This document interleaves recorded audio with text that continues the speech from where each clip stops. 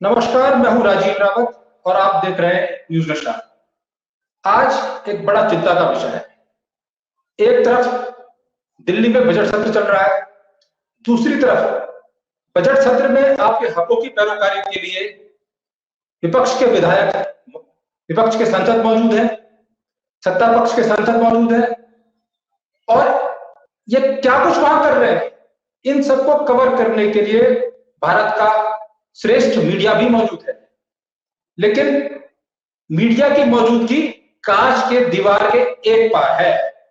Media संसद की gallery के बाहर और संसद परिसर में आने जाने वाले सांसदों को आते जाते तो देख सकता है, लेकिन उनसे बातचीत नहीं कर सकता, उनकी राय नहीं जान सकता, उनसे पूछ नहीं सकता कि आपने कौन से हकों की पैरवी संसद के भीतर की, उसमें मिलने वाले जवाबों से आप कितने संतुष्ट थे और यदि संतुष्ट नहीं थे तो आपने अपना विरोध क्या दर्ज कराया, क्या आपको अवसर मिला, कौन से सांसदों को अपने प्रश्न का उचित जवाब मिला, कौन सा सांसद को प्रश्न करने का अवसर ही नहीं मिला, किसके अनुपूरक आए, किसके अनुपूरक नहीं आए। ये भारत की संसद में शायद पहली बार हो रहा है जब पत्रकार संसद की जो गैलरी है वहां घूम फिर नहीं सकते, वहां सांसदों से बात नहीं कर सकते। और यह दृश्य न सिर्फ पत्रकारों के लिए कठिन है, बल्कि आपके हकों की पैरोकारी करने वाले सांसदों और उनकी आवाज को आप तक पहुंचाने वाले मीडिया के लिए भी एक कुठाराघात है। इसी बड़ी चिंता के विषय पर 4 टीवी के मैनेजिंग डायरेक्टर वरिष्ठतम पत्रकार भाई नसीम जी मेरे साथ जुड़ रहे हैं। नसीम जी, आपको भी सूचना मिल गई होगी, मीडिया के हमारे साथी जो देश भर में हम तक संसद में होने वाली गतिविधियों और वहां सांसदों के द्वारा किए जाने वाले वर्क, उस वर्क का मिलने वाला जवाब और उनके होमवर्क की जानकारी देते थे, उनके आक्रोश की जानकारी देते थे, किसी अच्छे नियम की जानकारी देते थे, उस पर सत्ता पक्ष के सांसद क्या कह रहे हैं, मंत्रीगण क्या कह रहे हैं, उसको बताते थे। लेकिन ना तो प्रेस ब्रीफिंग होगी, अगर प्रेस ब्रीफिंग होगी तो बुलाया जाएगा, ऐसा जानकारी नहीं है। लेकिन राहुल गांधी नेता प्रतिपक्ष समेत कई सांसद आए भी तो कांच की दीवार के बाहर से इशारों से बातचीत की पत्रकारों से। क्या यह मंजर आजाद भारत में, भारत की संसद में किसी सत्र के दौरान आपने सुना, पढ़ा या आपने कवर किया कि ऐसा कुछ होता है, या इसी दौरान आपने पत्रकारिता की? राजीव जी, आपको याद होगा, देखिए ये हुआ क्या है कि एक तो उनको आप जैसे पहले सेंट्रल हॉल में बैठ जाते थे, आने जाने वालों से मिलते थे, बाहर निकलते थे तो एक बाइट लेने का पत्रकारों को भी मौका मिलता था और नेताओं को भी अपनी बात कहने का मौका मिलता था, इस बहाने से कि कम से कम देश की जनता को जो है सत्र के दौरान जो है वो अपनी बातें पहुंचा सके। अब देखिए एक एक चीज आपको याद होगी कि मैं बात कर रहा हूँ 2013-14 की। 2013-14 में आपको याद होगा मैं एज ए सीईओ देखता था वॉइस ऑफ नेशन को, और आप उस वक्त न्यूज हेड हुआ, मैनेजिंग मतलब न्यूज एडिटर हुआ करते थे चैनल के, वॉइस ऑफ नेशन के। और वो दौर था जब मैंने 2014 में चैनल छोड़ दिया था हाथ जोड़ कर, ये कहते हुए कि शायद अब मेरा वक्त खत्म हुआ, और आप चैनल के साथ बने रहे थे। मगर उस वक्त मैंने एक बात कही थी कि मीडिया का जिस तरीके से मोदी जी ने इस्तेमाल किया है, मैं मोदी जी के इतिहास को जानता हूँ, वो जिस सीढ़ी पर डंडे पर पैर रखते हैं वो उसे तोड़े बगैर कभी नहीं छोड़ते। तो एक बात याद है कि आपके पास 5 से 7 साल जो है वो एंजॉयमेंट के हैं, मीडिया एंजॉय करेगा, मगर उसके बाद मीडिया को वहां पहुंचा दिया जाएगा जहां पर वो अपने सीढ़ी के डंडे की तरह इस्तेमाल करने वालों को पहुंचाते आए हैं, चाहे उनके गुरुजी वगैरह हो या फिर बहुत सारे नाम आ जाएंगे सब चीजों में, या फिर खुद अडवाणी जी हो जो मार्गदर्शन मंडल में है। तो कुल मिलाकर जो है इतिहास में कोई नया नहीं हो रहा है। इसी मीडिया ने अंधभक्ति करके जिस तरीके से इस सरकार का समर्थन किया, फ्रीडम ऑफ स्पीच के नाम पे मोदी भक्त पत्रकार बोलते रहे और अपनी आवाज उठाने वाली जनता को इसी मीडिया ने धमका के खामोश किया, इसी मीडिया ने उनको लताड़ा, इसी मीडिया ने एक इंस्पेक्टर दरोगा की तरह लोगों को धमकाया, इस देश की जनता को धमकाया।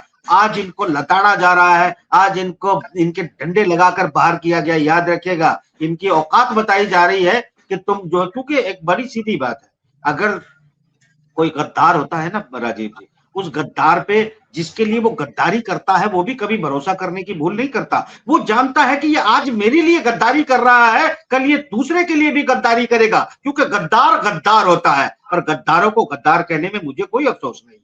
मगर एक चीज आपको बता दूं, ये सिर्फ जो है आज पार्लियामेंट में इनकी एंट्री बैन नहीं की गई है, पार्लियामेंट में इन पत्रकारों की एंट्री बैन नहीं की गई है, बल्कि इनको बेसिकली जो विजय चौक पर जो नेता आते थे वो क्या करते थे, विपक्षी नेता खासतौर से थोड़ी दूरी पर पड़ता है पार्लियामेंट से, जहां से आपको पार्लियामेंट पीछे से दिखाई देती है, कैमरों में आ जाती है, अच्छा व्यू बनता है, तो नेता वहां पहुंच जाते थे, अपनी बाइट देते थे।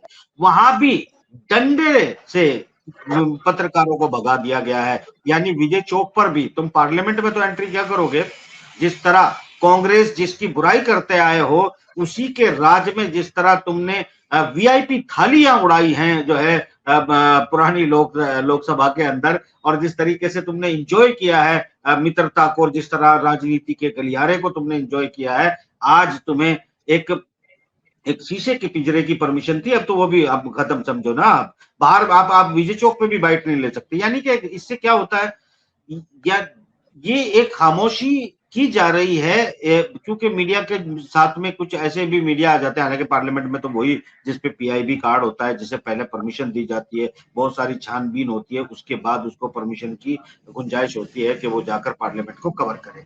अब आप पार्लियामेंट को आप कवर अब नहीं कर सकते, शीशे पर तो पहले भी बहस हो चुकी है, शीशे से भी बाहर कर दिए गए हैं और विजय चौक से भी बाहर कर दिए गए हैं।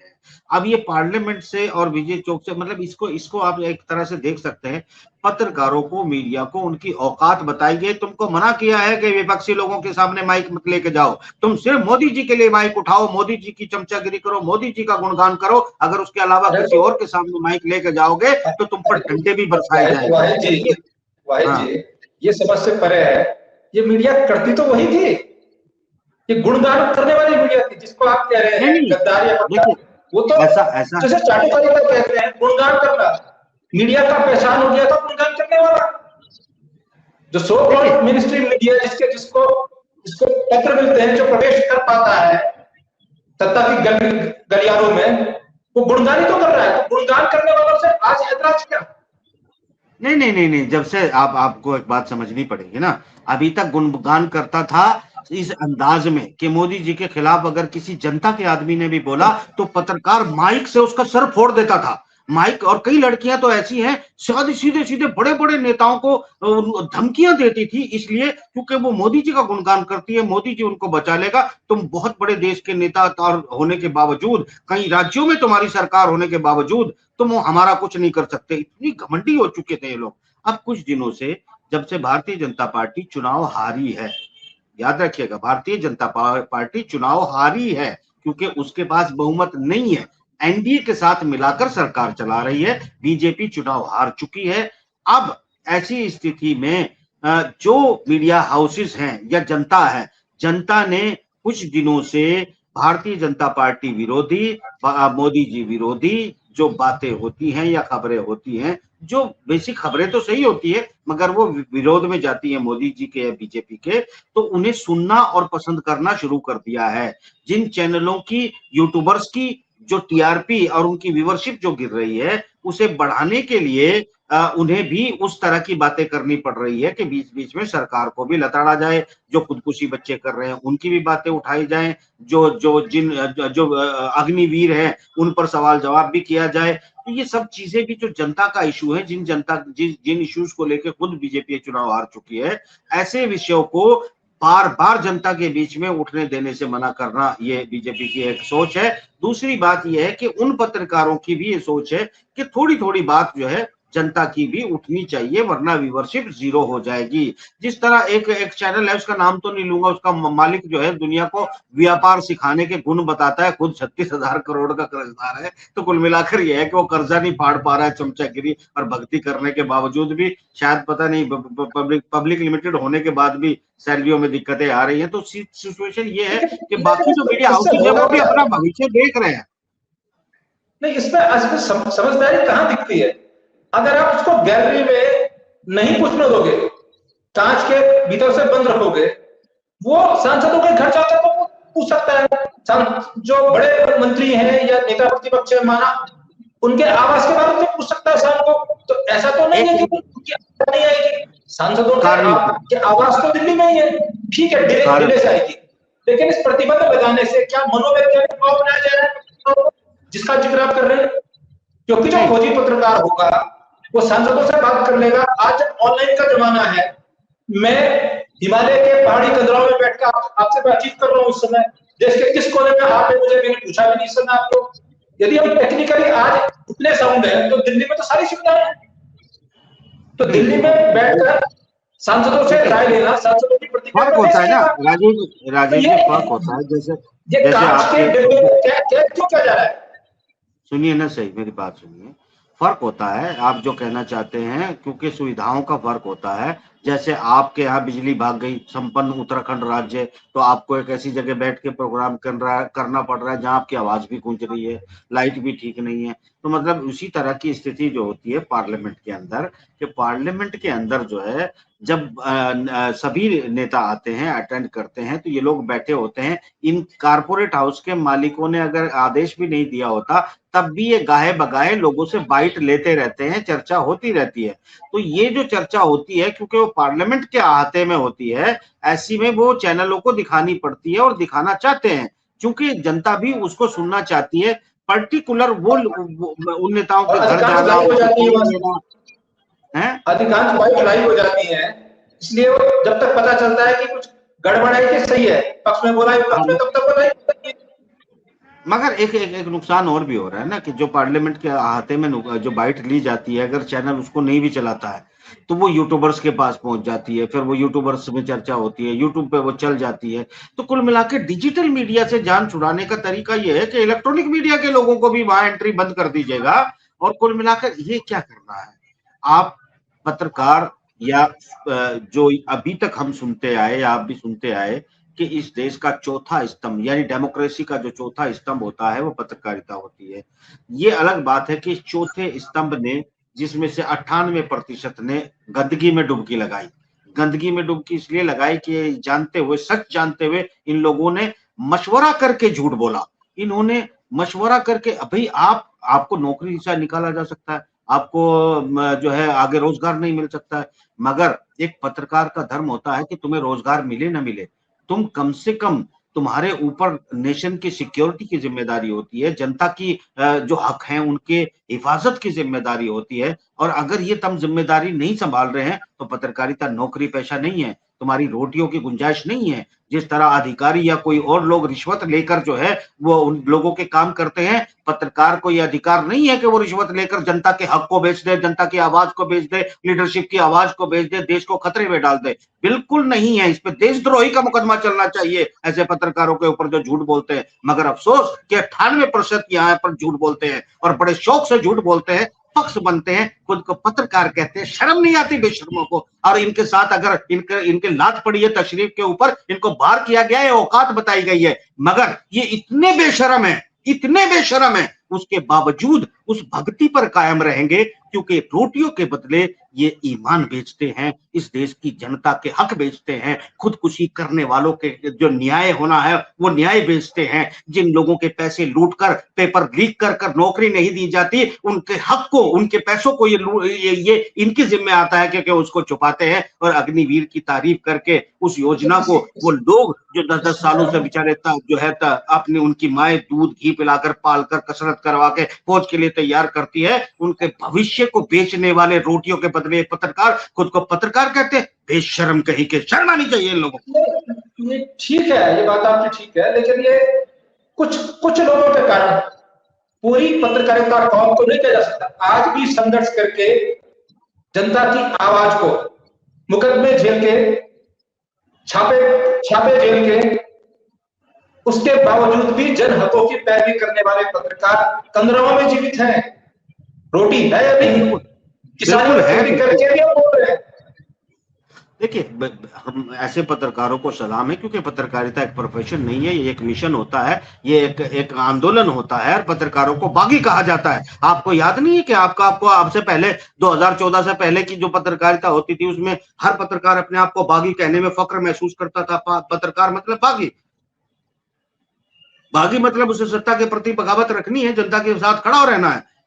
ये पहला 10 साल का टर्नओवर मैं देख रहा हूं, इसमें कई नस्लें जो है डिग्री लेके आई, कई लोग जो है वो अपने ईमान फरोश निकले और उन्होंने एकदम भेड़ के खाल में भेड़िए बनकर जो व्यवहार किया है, आज उनके साथ वही व्यवहार हो रहा है। पत्रकारिता, बुद्धिजीविता और बागी वो एक अलग चीज होती थी जिसमें मान और सम्मान और इज्जत और जमीर जिंदा होता था। पत्रकार का तेवर ये होता था राजीव जी, जमाना कुछ भी कहे उसका एहतमाम न कर, यानी आप किसी भी चीज पर भरोसा नहीं कर सकते, वो कुछ भी कह देंगे और तुम मान लोगे। जमाना कुछ भी कहे उसका एहतमाम न कर, जिसे जमीर न माने उसे सलाम न कर, इसे कहते हैं पत्रकारिता। अगर ऐसे लोगों के साथ तशरीफ पे चप्पल पड़ रही है तो ठीक हो रहा है।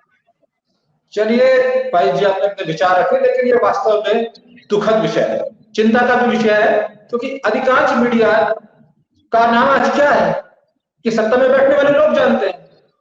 आगे आगे देखिए होता है क्या, जानते हैं इस बात को कि आपका गुणगान ही अधिकांश मिनिस्ट्री मीडिया करती है, जिसके पास इतना पैसा है कि दिन भर वहां बैठकर नौकरी मिल जाएगी, तनख्वाह मिल जाएगी, वही तो बैठा है वहां खाली, तो उसने तो आपकी तारीफ तो नहीं करनी और आपकी बात जो आपने कह दी।